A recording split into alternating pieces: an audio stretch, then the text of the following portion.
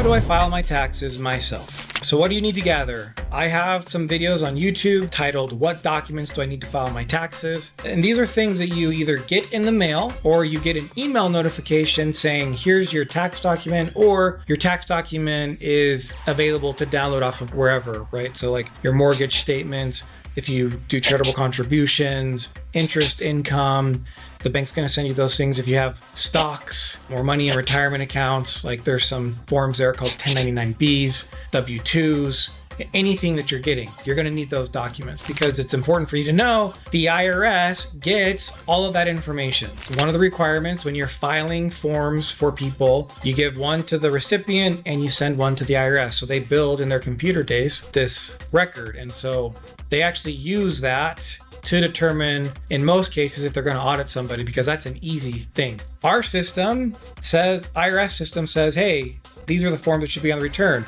When the return comes in and it doesn't look like all the forms are on there, it's literally 100% automatic audit, usually resulting in a simple letter saying, you're missing this information, we think you owe this much in taxes, and it's usually higher than what you actually owe.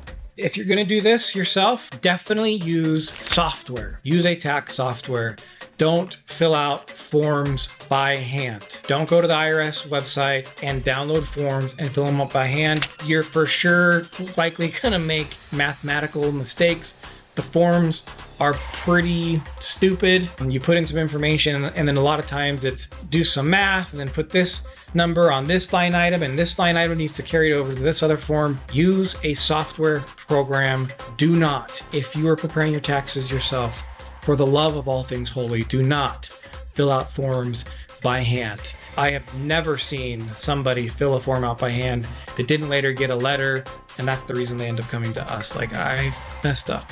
If you're going to do it yourself, then you're likely not looking at going into a place like some tax shops are open just during tax season, and they have like a location maybe in a Walmart or in a strip mall or something like that. In theory, that would not be the same thing as doing taxes yourself. But if you feel so inclined, let me just say, do you really want to use a company that needs to use gimmicky dance people that have nothing to do with taxes to actually file your tax return? Like if you're considering doing it yourself, like there's the full, let me DIY it myself, or you likely should just use a professional who does it all year round. So there you go. There's some tips. You're doing it yourself. I can't create a video that takes my knowledge of what to do with taxes and give it to you so that you can do a 100% perfect job and make sure you're maximizing tax savings. That is part of the trade-off. You're saving money. Theoretically, you're saving the fee, right, by doing it yourself. But check it out. Like, make sure you understand the true cost of the tax software you're using. Is there a filing fee? Those companies who have the softwares also are really good at marketing, and you might have seen ads that talk about free. It's everything's free. And well, there's fine print at the bottom of those ads. It's small to read and usually doesn't stay on long enough for you to actually read the full thing. So be aware of the true cost of your software, because then if you look at the cost of a professional, you might be different by 100, 200, maybe even $500. You're filing one tax return a year. A professional's likely filing at least hundreds. We file tens of thousands of returns and we do it year round.